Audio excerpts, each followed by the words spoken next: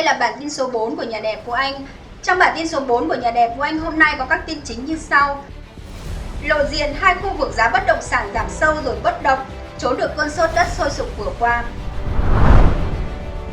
Bất động sản cửa khẩu, gu mới của các nhà đầu tư sành sỏi. Hai kịch bản của thị trường bất động sản từ nay đến cuối năm 2021.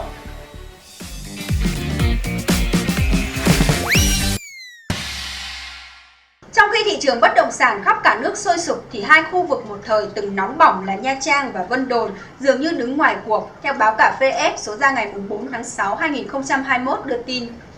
Trong hơn một năm qua, lượng nhà đầu tư quan tâm đến thị trường bất động sản tăng cao không ngừng sau mỗi đợt bùng dịch. Đỉnh điểm trong tháng 2 năm 2021, lượng nhà đầu tư tìm kiếm thông tin về bất động sản tăng gấp 4 lần so với tháng 1 năm 2021. Tỷ lệ thuận theo con số này, giá đất tại nhiều khu vực tăng chóng mặt.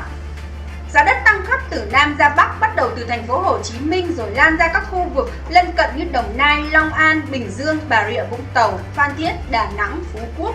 Tại khu vực phía Bắc, giá bất động sản ở các huyện ngoại thành Hà Nội như Gia Lâm, Long Biên, Đông Anh, Hoài Đức, Đan Phượng đều tăng chóng mặt, nhiều nơi đạt mức tăng 50% chỉ sau vài tháng.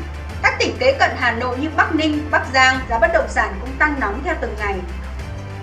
Trong khi thị trường bất động sản khắp cả nước sôi sục thì hai khu vực một thời từng nóng bỏng dường như đứng ngoài cuộc chơi. Thị trường thứ nhất là Khánh Hòa đã nằm bất động suốt hơn một năm qua do chịu ảnh hưởng nặng nề của dịch bệnh Covid-19 và hậu thanh tra sai phạm ở nhiều dự án. Thị trường thứ hai là Vân Đồn cũng trở nên lặng lẽ kể từ khi quy hoạch lên đặc khu tạm dừng. Còn nhớ giai đoạn 2018, giá bất động sản ở Nha Trang bất ngờ tăng mạnh. Giá nhà đất ở các tuyến thành phố trung tâm Nha Trang tiệm cận mức 300 triệu đồng một mét vuông, có nơi đã tăng đến 70 đến 100% so với năm 2017. Nhà ở vị trí trong hẻm, ngõ có giá phổ biến từ 70 đến 100 triệu đồng một mét vuông. Tại khu vực phía Tây Nha Trang, đất nền ở các khu đô thị như Phước Hải, Phước Long, Lê Hồng Phong 1, Lê Hồng Phong 2, Mỹ Gia đều tăng đột biến từ 50 đến 100% so với năm 2017. Tuy nhiên, bước sang giai đoạn năm 2019-2020, báo cáo tình hình thị trường bất động sản của Hội Môi giới Bất động sản Việt Nam nhận định suốt thời gian từ năm 2019, thành phố Nha Trang và tỉnh Khánh Hòa nói chung, rất hiếm dự án bất động sản mới được phê duyệt. Giá bất động sản giảm sâu từ 20 đến 30%. Giá giảm mạnh chủ yếu ở các phân khúc căn hộ nghỉ dưỡng khu vực trung tâm thành phố từ mức 40 đến 60 triệu đồng một mét vuông xuống còn 30 đến 40 triệu đồng một mét vuông vẫn không có giao dịch. Tương tự như Nha Trang, thị trường bất động sản Vân Đồn cũng vừa trải qua 2 năm khá buồn. Sau khi tăng nóng vào năm 2019, giá bắt đầu chững lại khi quy hoạch đặc khu dừng lại. Tiếp đó, thị trường bất động sản tiếp tục bị giảm giao dịch rõ rệt kể từ khi xuất hiện dịch Covid-19. Giá đất bất động sản Vân Đồn quay đầu trở lại giá trị thực sau khi lên cơn sốt ảo hồi đầu năm 2019. Đánh giá về thị trường bất động sản Khánh Hòa và Vân Đồn, ông Nguyễn Thọ Tuyển, một chuyên gia lâu năm trong lĩnh vực bất động sản cho biết, hàng loạt thị trường ven biển đã sốt nóng trở lại sau khi quay đầu giảm vào đầu năm 2020. Điển hình như Phú Quốc bắt sóng lên thành phố, bất động sản đã kịp tăng giá hồi tháng 4 năm 2021. Thị trường bất động sản Đà Nẵng cũng đã bật dậy tăng mạnh mẽ hồi tháng 3 năm 2021. Trong khi đó, giá bất động sản Nha Trang và Vân Đồn vẫn đang đứng nguyên sau mức giảm từ năm 2020. Trong bối cảnh nhà đầu tư bất động sản vẫn liên tục săn lùng vùng đất đầu tư tiềm năng thì Nha Trang và Vân Đồn rất có thể nằm trong tầm ngắm sau đợt dịch lần thứ tư.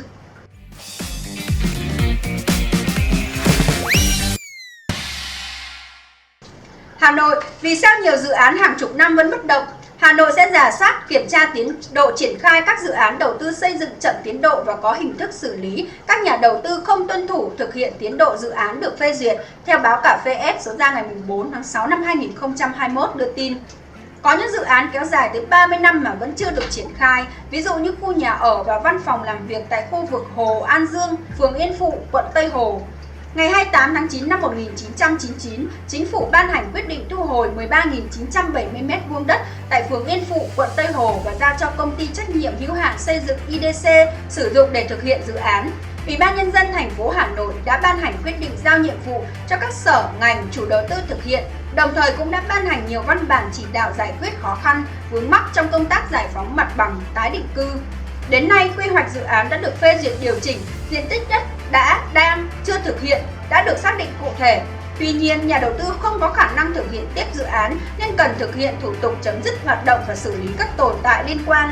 Tuy nhiên, do vướng mắc luật đê điều, khiếu nại của một số hộ dân thay đổi về chế độ chính sách pháp luật nên đến nay mới thu hồi giải phóng mặt bằng được 7.901 m², còn lại hơn 6.000 m² đất chưa giải phóng mặt bằng. Bên cạnh đó, một số diện tích đất mặt hồ đã san lấp trước đây đã bị lấn chiếm, hạ tầng kỹ thuật chưa hoàn thiện dẫn đến khó khăn cho chủ đầu tư và sinh hoạt của người dân. Do dự án chưa thực hiện xong nên một số chế độ tài chính liên quan đến chủ đầu tư chưa được giải quyết. Một dự án nữa cũng kéo dài tương tự là Sông Hồng City được cấp giấy phép đầu tư năm 1994 nhằm xây dựng một quần thể công trình bao gồm khu nhà ở, văn phòng thương mại, khách sạn và các công trình tiện ích công cộng để cho thuê với diện tích 51.300 m² và tổng vốn đầu tư 240 triệu USD. Tiến độ triển khai trong vòng 8 năm kể từ ngày 29 tháng 11 năm 1994. Đây là một trong các dự án bất động sản lớn nhất giai đoạn đầu thu hút đầu tư nước ngoài tại Việt Nam. Nhà đầu tư đã ký hợp đồng thuê đất đã được cấp giấy chứng nhận quyền sử dụng đất năm 1995 với thời hạn sử dụng đất là 45 năm. Ủy ban Nhân dân quận Ba Đình và Tây Hồ đã thành lập hội đồng đền bù giải phóng mặt bằng. Dự án cũng đã được phê duyệt theo quy hoạch chi tiết tỷ lệ 1/500. Tuy nhiên, giai đoạn 1997-2001, do ảnh hưởng và tác động của khủng hoảng kinh tế khu vực châu Á, thị trường bất động sản suy thoái, nhà đầu tư gặp khó khăn tài chính dẫn đến dự án bị ngừng triển khai.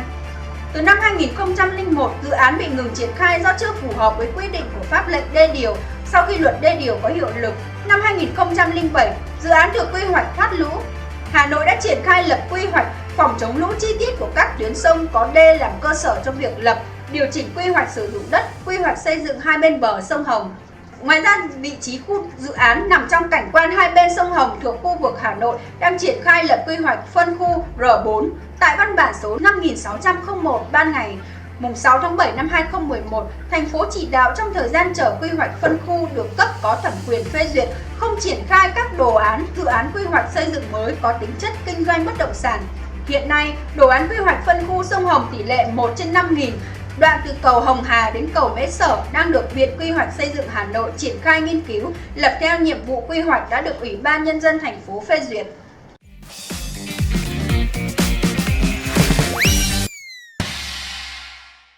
Phương án nào để đấu giá thành công 3.790 căn hộ tại Thủ Thiêm? Sáng ngày 3 tháng 6, trao đổi với ông Phạm Văn Sĩ, Giám đốc Trung tâm Dịch vụ bán đấu giá tài sản thành phố Hồ Chí Minh thuộc Sở Tư pháp thành phố cho biết, đến thời điểm hiện nay, Ủy ban Nhân dân thành phố Hồ Chí Minh chưa duyệt giá rổ hàng 3.790 căn hộ tái định cư thuộc phường Bình Khánh, thành phố Thủ Đức. Tuy nhiên, theo tinh thần, rổ hàng này sẽ được Ủy ban Nhân dân thành phố Hồ Chí Minh đấu giá trong tháng 6 năm 2021. Đây là lần đấu giá thứ 3 sau 2 lần không thành. Theo báo Sài Gòn Đầu tư số ra ngày 3 tháng 6 năm 2021 đưa tin, gần 4.000 căn hộ nói trên tọa lạc trên diện tích hơn 38,4 ha nằm trong tổng thể 12.500 căn hộ phục vụ tái định cư khu đô thị mới Thủ Thiêm. Hoàn thành từ năm 2015, dự án này được nhiều khách hàng quan tâm do sở hữu vị trí đắc địa ngay trong khu đô thị mới, tiếp giáp với đại lộ Mai Chí Thọ, nối liền trung tâm thành phố Hồ Chí Minh đi thành phố Thủ Đức. Theo số liệu thống kê, hiện có khoảng 5.300 căn hộ thuộc dự án này, tập trung tại các lô từ R1 đến R7 còn trống, chưa có người ở. Cho từ đó đến nay, tuy có bảo trì nhưng do vô chủ nên hàng nghìn căn hộ này từng ngày xuống cấp dù kinh phí bảo trì bảo dưỡng cho các căn hộ còn trống. Mỗi năm khoảng 70 tỷ đồng. Ủy ban Nhân dân thành phố Hồ Chí Minh đã 2 lần tổ chức đấu giá 3.790 căn hộ nói trên từ năm 2017 và 2018 nhưng cả 2 lần đều không tìm được người mua. Lần đầu tiên vào năm 2017, giá đấu đưa ra là 8.800 tỷ đồng. Lần thứ hai vào năm 2018, giá đấu là 9.100 tỷ đồng. Ở lần thứ 3 này, giá đấu dự kiến là 9.900 tỷ đồng, tăng 8% so với lần 2 và tăng 12,5% so với lần đầu tiên. Trong các lần đấu giá trước, tính bình quân mỗi căn hộ chưa đến 3 tỷ đồng tại vị trí như Thủ Thiêm không phải là cao nhưng 2 lần đấu giá vẫn không thành. Theo phân tích của giới đầu tư, nguyên nhân khó tìm được khách mua vì Ủy ban Nhân dân thành phố Hồ Chí Minh chủ trương đấu giá chọn lô thu tiền một lần nên đối tượng tham gia đấu giá bị giới hạn trong phạm vi các doanh nghiệp, tổ chức, các nhà đầu tư cá nhân thì khó tham gia. Ngoài ra, quy định ký quỹ thanh toán tiền trong quá trình đấu giá cũng khiến cho nhiều doanh nghiệp, tổ chức bất kham.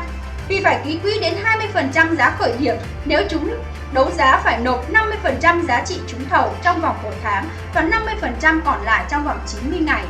Số tiền lớn mà thời gian thanh toán lại quá ngắn nên không có doanh nghiệp tổ chức nào mặn mà. Chia sẻ với báo chí cuối tuần qua, ông Lê Hoàng Châu, Chủ tịch Hiệp hội Bất động sản Thành phố Hồ Chí Minh cho rằng thành phố đã đấu giá 2 lần thất bại vì có quá nhiều vấn đề bất cập cần phải thay đổi. Theo ông Châu, nếu đấu giá lại lần này không thành công thì thành phố nên tính phương án giảm giá, mức giảm Chủ tịch Ho đưa ra là 10%. Ông cũng kiến nghị có thể chia nhỏ thành từng block vài trăm căn hộ để đấu giá thay vì bán sỉ hàng nghìn căn hộ.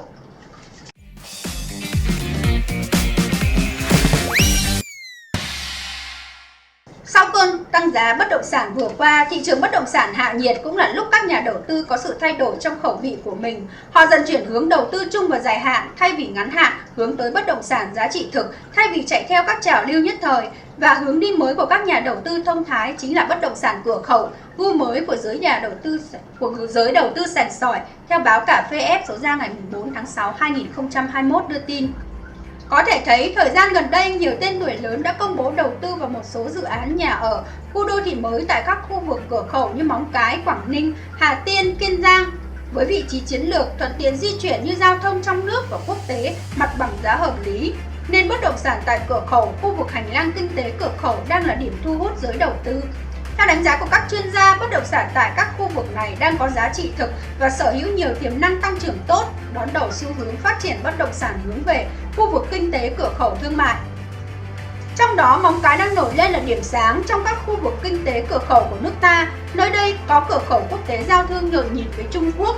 Chỉ riêng quý 1 năm 2021, lượng hàng hóa xuất nhập khẩu qua đây đã tăng gấp 2 đến 3 lần so với cùng kỳ năm trước. Cộng hưởng với hạ tầng giao thông ngày càng hoàn thiện như xây dựng cảng cảng Thành Đạt ICD, chuẩn bị thông xe trục đường cửa khẩu Bắc Luân 2, cao tốc Vân Đồn, Móng Cái, dự kiến thông xe cuối năm 2021, giúp kết nối xuyên suốt Hà Nội, Hạ Long, Móng Cái, chính là những động lực tạo sức bật cho kinh tế địa phương, nhất là lĩnh vực bất động sản.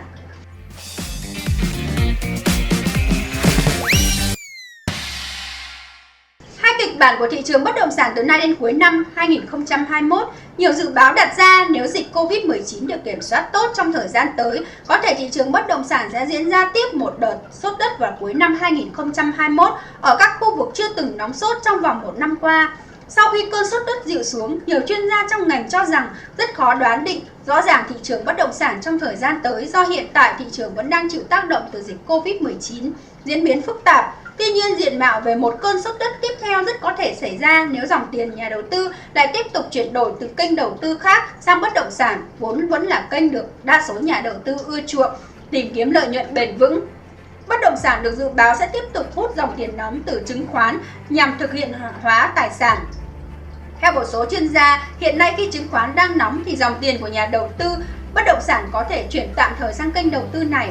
Tuy nhiên, cũng giống như các đợt trước đây, dòng tiền của nhà đầu tư sẽ tiếp tục đổ vào bất động sản sau khi đã thu được một khoản lợi kha khá từ kênh khác, trong đó có chứng khoán.